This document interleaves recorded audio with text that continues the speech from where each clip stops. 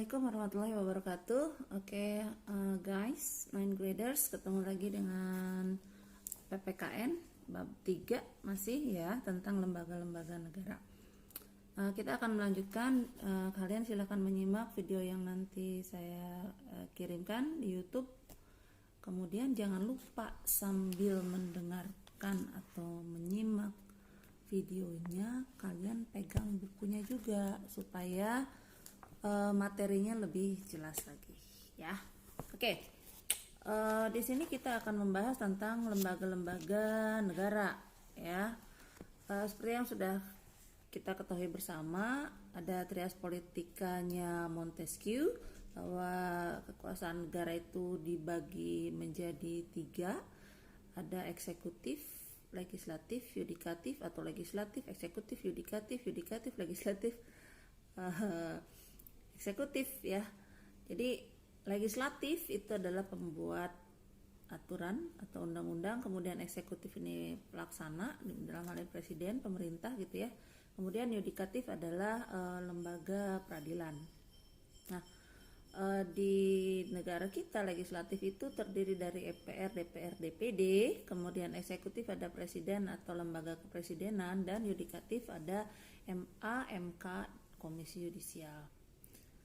Kemudian di sini lembaga negara ada juga BPK kan. Nah, jadi dalam ensiklopedia yang ditemukan tadi saya baca-baca di browsing gitu. Jadi di ensiklopedia Pendidikan Pancasila dan Kewarganegaraan tahun 2018, sebetulnya di Indonesia ini ada 5 kelompok lembaga negara. Ada legislatif tadi ya, yang pembuat undang-undang, terdiri dari MPR, DPR, DPD. Kemudian ada eksekutif, yaitu lembaga kepresidenan, terdiri dari presiden, wakil presiden, kemudian kementerian negara, pejabat setingkat menteri, kemudian ada lembaga pemerintah non kementerian ya. Kemudian yang ketiga ini ada lembaga yudikatif, yaitu MA, MK, dan Komisi Yudisial. Ada 2 lagi, yaitu lembaga eksaminatif. Eksaminatif ini kan untuk mengexamine gitu ya, untuk meneliti, untuk memeriksa. Jadi dalam hari ini adalah BPK ya. BPK ini fungsinya atau BPK ini adalah sebuah lembaga yang independen untuk memeriksa pengelolaan dan tanggung jawab keuangan negara, to examine ya. Oke, kemudian yang terakhir ada lembaga-lembaga yang independen, betul-betul independen. Jadi di sini ada contohnya, misalnya ada KPU, TNI, Polri, kemudian ada Komisi Yudisial, Bank Indonesia, itu juga termasuk ke dalam lembaga-lembaga yang independen ya. Nah, kalian silakan simak lagi lembaga-lembaga negara yang ada di Indonesia, kemudian tugas dan wewenangnya itu apa saja, kemudian hubungan di antara lembaga-lembaga itu bagaimana gitu, siapa bertanggung jawab ke siapa gitu ya. Dipelajari dan dibaca bukunya. Kemudian untuk tugasnya ini masih berhubungan dengan minggu lalu nih, tentang Undang-Undang Cipta Kerja ya. Jadi undang-undang ini kan disahkan kemarin tanggal 5 Oktober 2020. Kemudian seperti yang sudah kalian tahu, sudah kalian tulis juga laporannya, bahwa undang-undang ini banyak mengundang kontroversi ya. Ada yang substansinya salah lah, atau terburu-buru lah, atau dan sebagainya. Nah, ini ada 2 pertanyaan ya sebelum ke sana. Ini sebuah undang-undang itu sebetulnya dapat dicabut dan dapat batal demi hukum.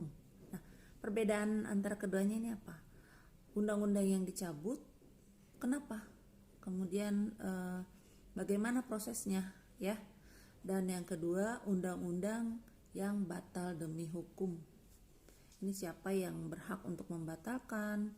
Siapa yang berhak mengajukan? Nah, ini tolong kalian lengkap ya, jelaskannya secara rinci.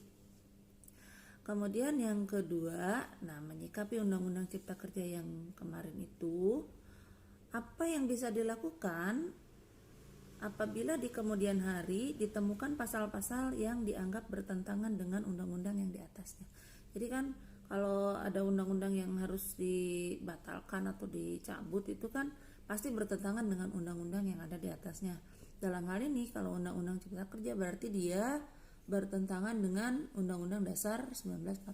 Nah, bagaimana prosesnya gitu? Siapa yang misalnya berhak mengajukan, kepada siapa, siapa yang kemudian memproses dan seterusnya, tolong dirinci perjalanannya. Bagaimana kemudian apabila ada satu pasal yang ditemukan bertentangan dengan undang-undang yang ada di atasnya.